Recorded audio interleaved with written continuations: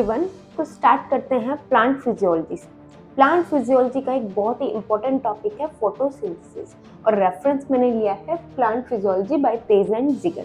Photosynthesis का मतलब क्या है और फोटोसिंथेसिस का सिग्निफिकेंस क्या है। तो फोटोसिंथेसिस जब भी हम स्टार्ट करते हैं तो यहाँ पे फोटो का मतलब होता है लाइट एंड सिंथेसिस का मतलब होता है कुछ बनना, टू सिंथेसाइज, लाइट की प्रेजेंस में किसी चीज का बनना, दैट इज फोटोसिंथेसिस। अब फोटोसिंथेसिस क्यों पढ़ते हैं हम, सिग्निफिकेंस क्या है। तो सिग्निफिकेंस क्या है, जितनी भी लाइफ है अर्थ पे वो क्यों पॉसिबल है, बिकॉज ऑफ फोटोसिंथेसिस। जितनी भी अर्थ पे लाइफ है वो पॉसिबल है बिकॉज ऑफ फोटोसिंथेसिस। क्यों, ऐसा क्यों है। तो फोटोसिंथेसिस एक वाइटल प्रोसेस है। Photosynthesis is a vital process and responsible for life on the earth, जितनी भी अर्थ पे लाइफ है उन सब के लिए कौन रिस्पॉन्सिबल है, फोटोसिंथेसिस। अगर फोटोसिंथेसिस ना हो तो अर्थ पे लाइफ का पॉसिबल होना पॉसिबल नहीं है। ठीक है, चलिए आगे, responsible for life on earth. अब ऐसा क्यों है, क्यों रिस्पॉन्सिबल है और इतनी जरूरी बायोलॉजिकल प्रोसेस क्यों है। ये एक बायोलॉजिकल प्रोसेस है और इतनी जरूरी क्यों है, क्योंकि पहली चीज तो रीजन बीइंग O2 की प्रोडक्शन करती है। इससे क्या होता है, O2 की प्रोडक्शन हो रही है, ये हम पढ़ रहे हैं सिग्निफिकेंस, राइट। तो O2 की प्रोडक्शन हो रही है इससे। और दूसरा, जितना भी अर्थ पे फूड है, फूड वो सारा क्या है, कहाँ से आ रहा है, फोटोसिंथेसिस की वजह से आ रहा है। तो जितना भी फूड है अर्थ पे, जितने भी प्राइमरी सोर्स ऑफ फूड है वो कौन है, फोटोसिंथेसिस। तो प्राइमरी फूड की प्राइमरी सोर्स है, primary source of food is photosynthesis. बाकी एनर्जी जो सारी आ रही है वो भी कहाँ से आ रही है, फोटोसिंथेसिस। एनर्जी में क्या आ जाता है, जनरली हम एनर्जी में पढ़ते हैं फॉसिल फ्यूल्स।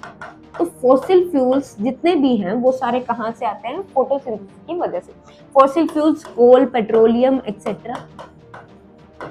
ठीक है, जो भी हमारी एनर्जी यूज हो रही है एनवायरनमेंट में, उसमें वो मैक्सिमम एनर्जी कहाँ से आती है, फॉसिल फ्यूल से। और फॉसिल फ्यूल्स क्यों बन रहे हैं, due to photosynthesis.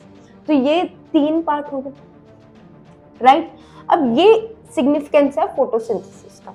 Generally exam में 4 से 5 क्वेश्चन आपको पूछ लिए जाते हैं, 4 to 5 क्वेश्चन हमेशा पूछ लिए जाते हैं एग्जाम में। चलिए आगे चलते हैं। अब फोटोसिंथेसिस में हम पढ़ते क्या है, ये हो गया सिग्निफिकेंस। अब फोटोसिंथेसिस में क्या क्या पढ़ते हैं, तो फोटोसिंथेसिस का हम जो स्टार्ट करेंगे वो हम स्टार्ट करेंगे पहले तो बेसिक इंट्रोडक्शन से, इंट्रो से, व्हाट इज फोटोसिंथेसिस। ठीक है, अब इंट्रो के बाद फोटोसिंथेसिस कौन कौन से ऑर्गेनिजम्स करते हैं। अब आप बोलोगे प्लांट्स, तो प्लांट्स तो सबको पता है, उसके अलावा भी कुछ ऐसे ऑर्गेनिज्म हैं जो फोटोसिंथेसिस करते हैं। तो पहले इंट्रो आ गया, फिर फोटोसिंथेटिक ऑर्गेनिजम्स के बारे में पढ़ेंगे हम, फोटोसिंथेटिक ऑर्गेनिजम्स के बारे में। उसके बाद आता है अर्ली एक्सपेरिमेंट्स। अर्ली एक्सपेरिमेंट्स का यहाँ पे मतलब क्या है, फोटोसिंथेसिस हमें कैसे पता चलेगी कि फोटोसिंथेसिस कोई बायोलॉजिकल प्रोसेस है और वो हो रही है एनवायरनमेंट। तो उसमें बहुत सारे छोटे छोटे एक्सपेरिमेंट्स आए। जैसे पहले पता चला कि ऑक्सीजन की प्रोडक्शन होती है फोटोसिंथेसिस से, ठीक है, तो इस पे भी एक एक्सपेरिमेंट बेस्ड है। फिर CO2 यूज होती है फोटोसिंथेसिस में, इसमें भी एक्सपेरिमेंट। ठीक है, अर्ली एक्सपेरिमेंट में CO2 यूज हो रही है, CO2 यूज और O2 रिलीज हो रही है, ये सारे एक्सपेरिमेंट हो। ठीक है, और लाइट की प्रेजेंस में होती है ये, और क्या बनता है, ग्लूकोज बनता है। ये सारे एक्सपेरिमेंट परफॉर्म हो चुके हैं, तभी हमें आज हम ये बोल पाते हैं कि फोटोसिंथेसिस क्या है, राइट। तो अर्ली एक्सपेरिमेंट्स के बाद हम पढ़ते हैं जनरली कि साइट ऑफ फोटोसिंथेसिस, फोटोसिंथेसिस हो कहाँ रही है। तो साइट ऑफ फोटोसिंथेसिस पढ़ते हैं, साइट ऑफ फोटोसिंथेसिस। तो फोटोसिंथेसिस हमें पता है ग्रीन पार्ट्स में होती है, लीफ में। अगर आपसे मैं पूछूं तो आप बोलोगे लीफ में होती है। लीफ के अलावा अदर ग्रीन पार्ट्स में भी फोटोसिंथेसिस होती है। ठीक है, तो लीफ के अलावा लीफ में होती है, लीव्स में, अदर ग्रीन पार्ट्स में, अदर ग्रीन पार्ट्स। फिर अब ये जो साइट ऑफ फोटोसिंथेसिस है, यहाँ पे ऐसा क्या है कि यहीं पे सिर्फ ग्रीन पार्ट्स में फोटोसिंथेसिस हो रही है, तो यहाँ पे कुछ पिगमेंट्स प्रेजेंट है। तो इसके बाद हम पढ़ेंगे पिगमेंट्स के बारे में, कौन कौन से पिगमेंट्स प्रेजेंट है। Pigments required in photosynthesis।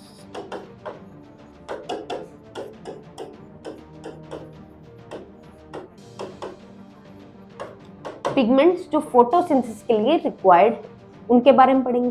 फिर अब फोटोसिंथेसिस की जब भी हम बात करते हैं तो फोटोसिंथेसिस ऐसा नहीं है कि एक बार में होगी, तो फोटोसिंथेसिस एक series of reaction, photosynthesis is a series of reactions जिसमें दो चार टाइप के रिएक्शन चल रही हैं। चलिए पहले तो हम बात करेंगे फोटोसिंथेसिस क्या है, सीरीज ऑफ रिएक्शन है, इसमें रिएक्शंस चल रही हैं। अब सीरीज ऑफ रिएक्शंस में मेन, अभी हम इसको डिटेल में पढ़ेंगे तो मैं आपको मेन बता रही हूँ। तो पहली आती है जो, वो आती है लाइट रिएक्शन।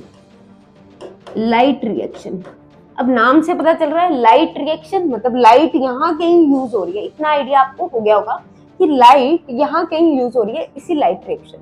दूसरी आती है dark reaction, other is dark reaction. तो डार्क रिएक्शन में क्या हो रहा है कि अब लाइट रिएक्शन और डार्क रिएक्शन में थोड़ा सा डिफरेंस आपको क्लियर कर दूं।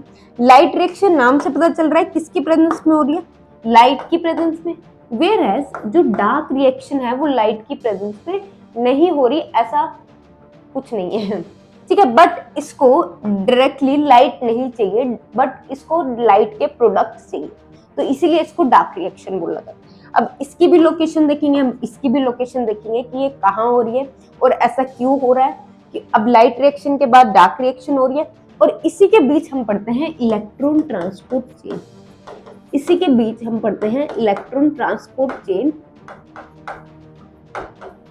जो इंपॉर्टेंट है, राइट, इलेक्ट्रॉन ट्रांसपोर्ट चेन, ठीक है।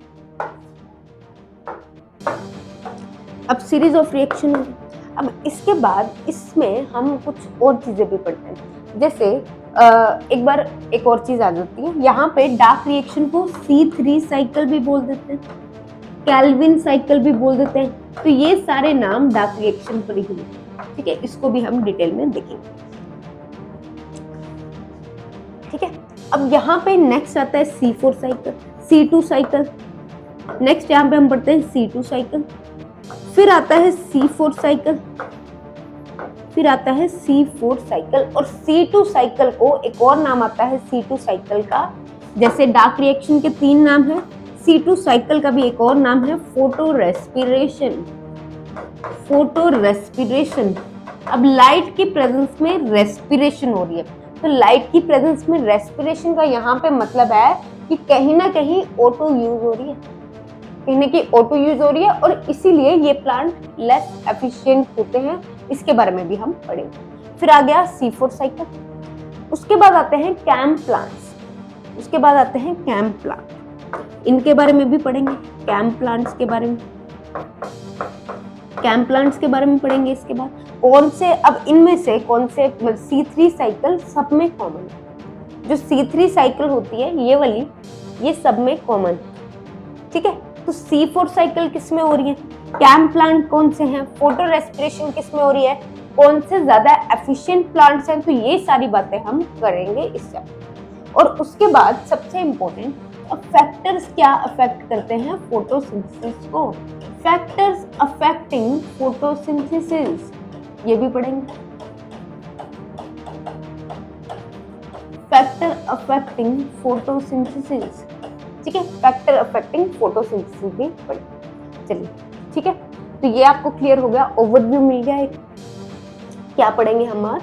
तो आज का जो हमारा टॉपिक है वो है इंट्रोडक्शन एंड फोटोसिंथेटिक ऑर्गेनिजम्स। तो आज हम इन दोनों टॉपिक के बारे में पढ़ेंगे। तो स्टार्ट करते हैं इंट्रोडक्शन से, फोटोसिंथेसिस की इंट्रोडक्शन। फोटोसिंथेसिस क्या है? लाइट की प्रेजेंस में कुछ सिंथेसाइज होना। लाइट की प्रेजेंस में क्या सिंथेसाइज हो रहा है और क्यों हो रहा है ये देखते हैं। तो फोटोसिंथेसिस को जनरली रिडक्शन प्रोसेस बोलते हैं। रिडक्शन प्रोसेस, तो जब भी हाइड्रोजन की एडिशन होती है तब उसको हम रिडक्शन प्रोसेस बोलते हैं। तो यहाँ पे कौन सी हाइड्रोजन रिड्यूस हो रही है? देखो, तो यहाँ पे CO2 में CO2 carbon dioxide plus hydrogen कुछ ऐसी रिएक्शन चलती है और ये यहाँ पे इसमें हाइड्रोजन आयंस ऐड हुए, इसीलिए इसको क्या बोलेंगे हम? Reduction process. Photosynthesis reductive process. ठीक है, चलिए, photosynthesis is a reductive process. उसके बाद जो भी हम फोटोसिंथेसिस के बारे में देखते हैं, तो फोटोसिंथेसिस जब भी हाइड्रोजन ऐड हो रही है, इसके बाद जब भी हाइड्रोजन ऐड होती है तो वहां पे एनर्जी यूज होती है। यहाँ पे एनर्जी यूज होती है, हमें पता है कौन सी एनर्जी यूज होती है? लाइट एनर्जी यूज हो रही है। तो next is light energy use हो रही है यहाँ पे। तो जब भी किसी रिएक्शन में किसी भी रिएक्शन में एनर्जी यूज हो रही है तो उसको बोलते हैं एंडोथर्मिक प्रोसेस। जब भी एनर्जी, कोई भी रिएक्शन अगर एनर्जी ले रहा है तो उसको बोलते हैं हम एंडोथर्मिक प्रोसेस, अगर दे रहा है तो एक्सोथर्मिक प्रोसेस। ठीक है, तो यहाँ पे ये जो फोटोसिंथेसिस प्रोसेस है ये क्या है? ये एंडोथर्मिक है, मतलब यहाँ पे जो एनर्जी है वो क्या हो रही है? यूटिलाइज हो रही है। यहाँ पे जो एनर्जी है वो क्या हो रही है? यूटिलाइज हो रही है, राइट? तो इसीलिए एंडोथर्मिक प्रोसेस है। अब कौन सी एनर्जी? यहाँ पे जो एनर्जी यूज हो रही है वो हो रही है लाइट एनर्जी। लाइट एनर्जी को कन्वर्ट किया जा रहा है किसमें? लाइट एनर्जी यूज हो रही है और लाइट एनर्जी कन्वर्ट किया जा रहा है केमिकल एनर्जी। तो केमिकल एनर्जी क्या है? केमिकल एनर्जी का मतलब ATP बन रहे हैं, NADPH बन रहे हैं। ठीक है, तो ये होगी केमिकल एनर्जी। लाइट एनर्जी को यूज करके केमिकल एनर्जी प्रोड्यूस की जा रही है। अब यहाँ पे मैंने एक बात की थी कि लाइट रिएक्शन के जो प्रोडक्ट हैं वो डार्क रिएक्शन में यूज होते हैं। तो ऐसे कौन से प्रोडक्ट हैं लाइट रिएक्शन के जो डार्क रिएक्शन में यूज होते हैं? वो ATP ही है, वो ATP, NADPH, यही वाले, ठीक है, जो यहाँ से रिलीज होते हैं। कुछ इलेक्ट्रॉन्स भी हो सकते हैं जो लाइट रिएक्शन से डार्क रिएक्शन में जाते हैं। जनरली लाइट रिएक्शन जब भी होती है तो लाइट रिएक्शन से जो भी डार्क रिएक्शन में जाता है वो एनर्जी होती है। ठीक है, चलिए, अब इसके बाद अब इक्वेशन जनरली आपको सबको पता होती है, जो भी फोटोसिंथेसिस की इक्वेशन है वो हम बचपन से पढ़ते आए।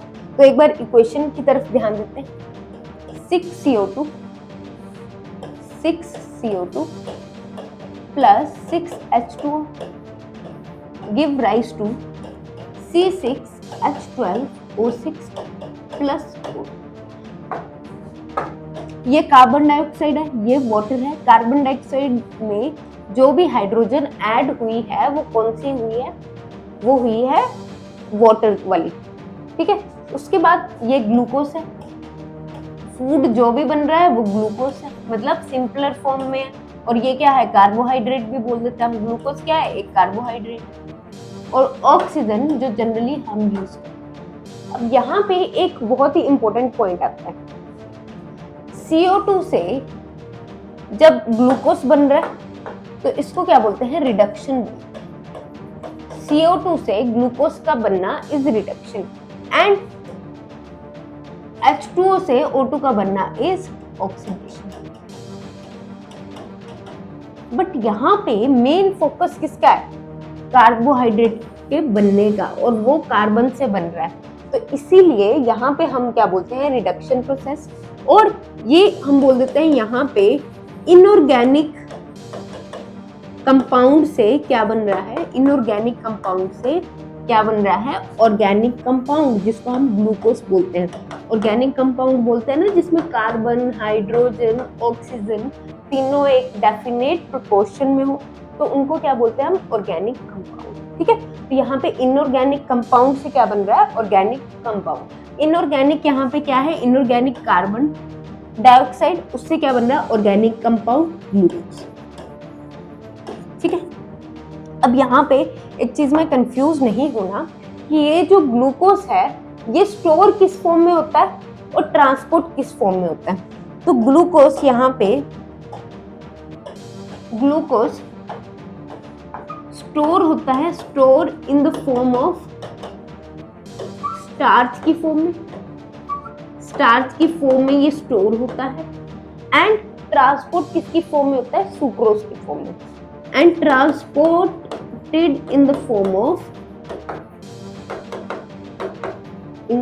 Of sucrose. और ये जो स्टार्च है ये कॉम्प्लेक्स कार्बोहाइड्रेट है, ठीक है, पॉलीसेकेराइड है। डन, इतनी बातें क्लियर हो गई। अब चलते हैं आगे। यहाँ पे एक और पॉइंट आता है कि जो फोटोसिंथेसिस है वो क्या है, physico chemical process. Physico chemical process कैसे,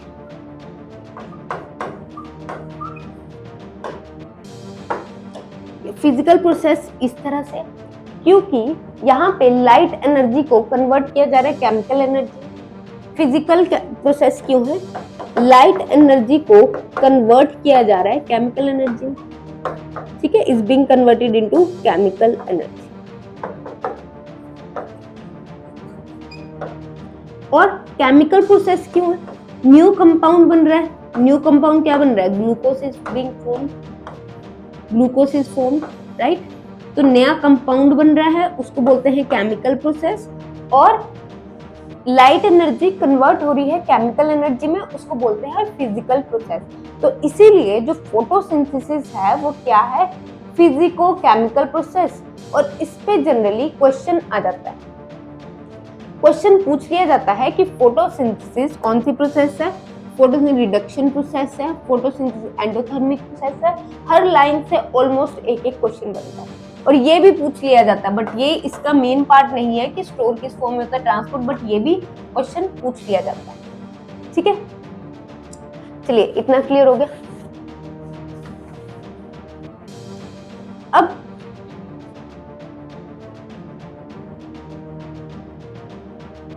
यहाँ पे एक और चीज हम लेके जाते हैं, जब दो चीज को मिला के क्या बन रहा है, ग्लूकोज बन रहा है, एक कॉम्प्लेक्स कंपाउंड बन रहा है। तो इसीलिए जब भी किसी चीज का ऐसे एडिशन होता है तो हम बोलते हैं ये एक एनाबॉलिक प्रोसेस। हम क्या बोलते हैं, एनाबॉलिक प्रोसेस है। कोई भी दो कंपाउंड्स मिलके जब कुछ बना रहे हैं तो उसको बोलते हैं हम एनाबॉलिक प्रोसेस। एनाबॉलिक का एडिशन होता है, इनकी एडिशन हो रही है। और कैटाबॉलिक क्या होता है, ब्रेकडाउन। तो यहाँ पे जनरली ब्रेकडाउन, वैसे तो ब्रेकडाउन एंड एडिशन दोनों हो रहा है, बट मेजर क्या हो रहा है, यहाँ पे एडिशन हो रहा है। ये दोनों मिलके ग्लूकोज बना रहे हैं। यहाँ पे मेजर बात, प्लांट को काम किससे है, ग्लूकोज बनाने से। अब इस बात को समझो, हम ऑक्सीजन को ले रहे हैं, हमें ऑक्सीजन चाहिए अपना खाने को ब्रेक डाउन करने के लिए, पर हमें कार्बन डाइऑक्साइड की थोड़ी फिक्र है, वो तो रिलीज हो रही है तो होती जाए। हम कार्बन डाइऑक्साइड रिलीज करने के लिए तो ऑक्सीजन नहीं ले रहे हैं ना, राइट। कार्बन डाइऑक्साइड रिलीज करने के लिए तो ऑक्सीजन नहीं ले रहे हैं ना। तो ऐसे ही प्लांट भी कार्बन डाइऑक्साइड ऑक्सीजन रिलीज करने के लिए ये रिएक्शन नहीं कर रहा है। प्लांट किस लिए कर रहा है, ग्लूकोज बनाने के लिए। तो मेन फोकस यहाँ पे ग्लूकोज है। तो इसीलिए यहाँ पे इसको बोलते हैं कि फोटोसिंथेसिस एक एनाबॉलिक प्रोसेस है। Photosynthesis is an anabolic process. इस पे भी क्वेश्चन आता है, हर पॉइंट से क्वेश्चन बन रहा है आपका, राइट। चलते हैं आगे। अब ये जो फोटोसिंथेसिस है ये दो टाइप की होती है। फोटोसिंथेसिस दो टाइप की है।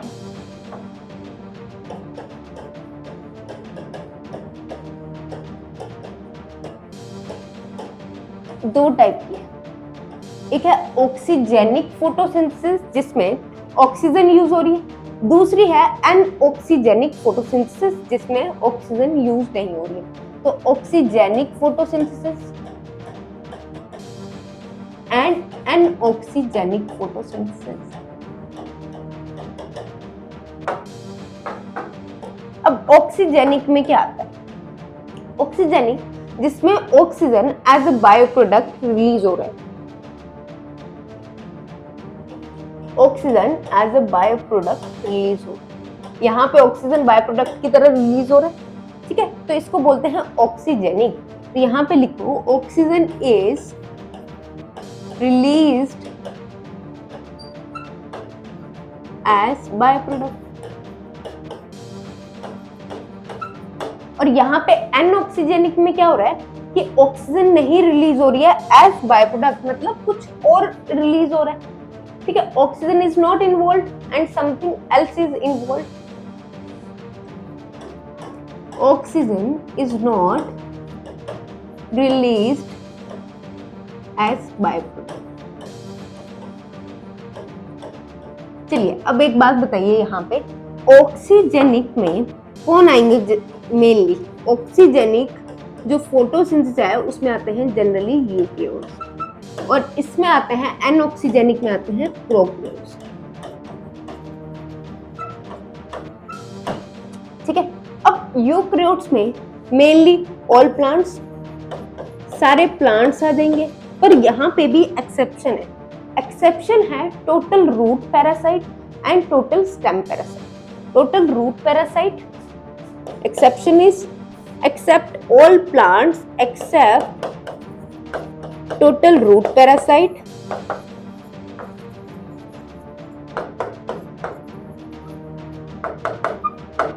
and total stem parasite। Total root parasite के एग्जाम्पल अगर आपको पता है तो बताइए। रेफ्लिशिया, टोटल रूट पैरासाइट की यहाँ पे एग्जांपल आती है रेफ्लिशिया। जी हाँ, ये फोटोसिंथेसिस नहीं करते हैं, क्वेश्चन बन जाए।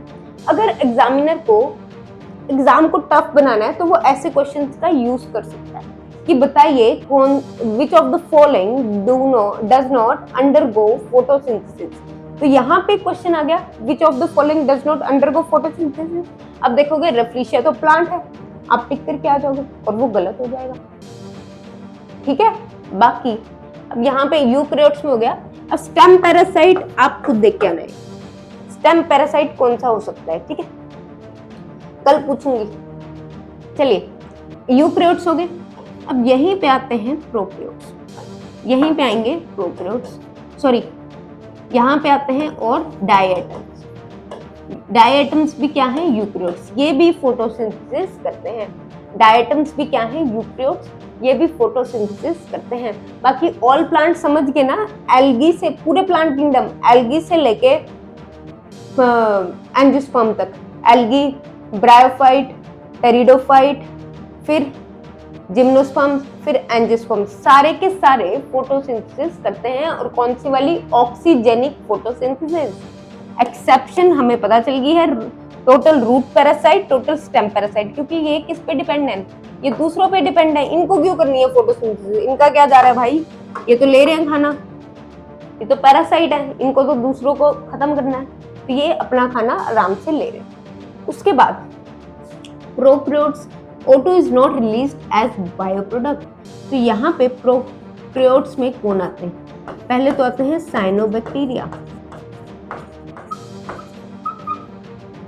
पर साइनोबैक्टीरिया प्रोकैरियोट है, बट उनमें कई बार ऑक्सीजन बाय प्रोडक्ट की जगह भी यूज हो जाती है, तो और साइनोबैक्टीरिया आपके एग्जाम में नहीं पूछा जाएगा। तो यहाँ पे हम लेंगे example purple photosynthetic bacteria, purple photosynthetic bacteria, and other one is green photosynthetic bacteria. Other one is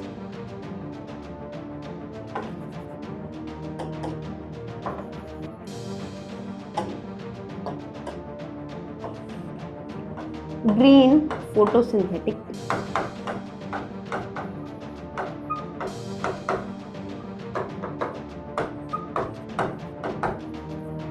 अब यहाँ पे अगर ये ऑक्सीजन रिलीज नहीं कर रहे हैं तो ये क्या रिलीज कर रहे हैं? अब मैंने आपको स्टार्टिंग में बताया, वैसे हम एक्सपेरिमेंट्स करेंगे जो ये सारी चीजें प्रूव करेंगे, बट मैंने आपको बताया कि ये जो H2 वाटर है यहाँ पे, यहाँ पे ये जो वाटर है ये क्या किसमें ऑक्सीडाइज हो रहा है, O2 में, ठीक है। तो O2 जो यहाँ पे बन रही है वो H2O से आ रही है, मतलब वाटर से आ रही है।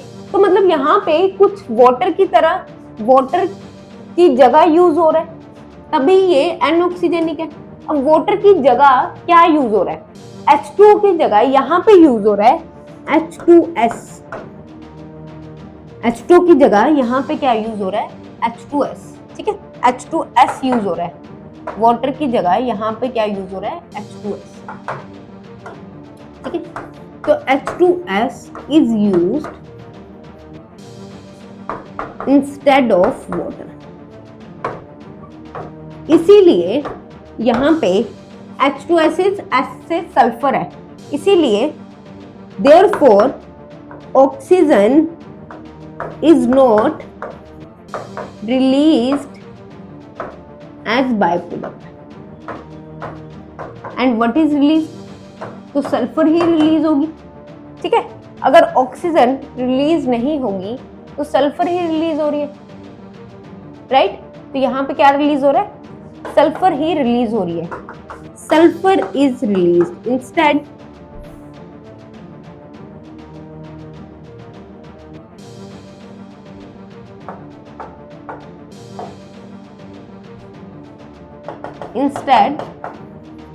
sulfur is released,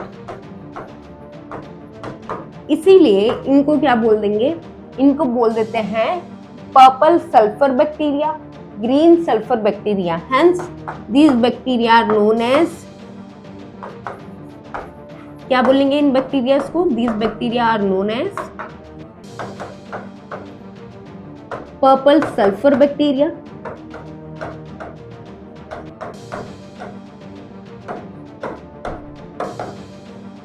and green sulfur bacteria, green sulfur bacteria,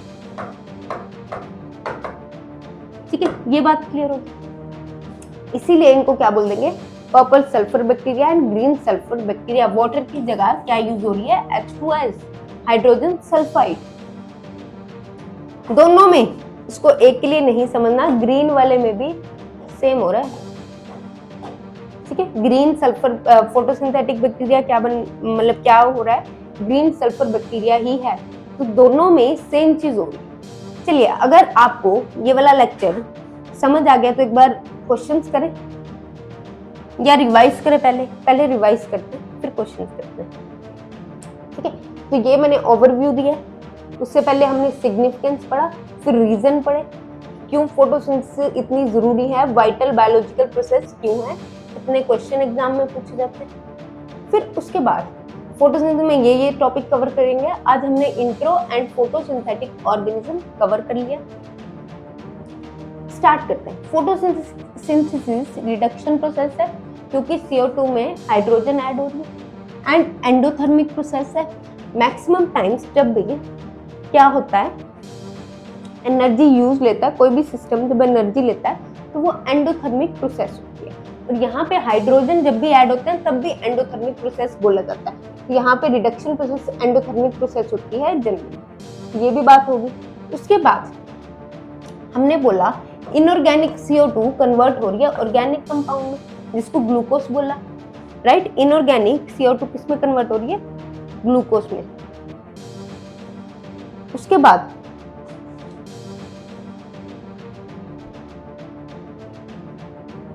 यहाँ पे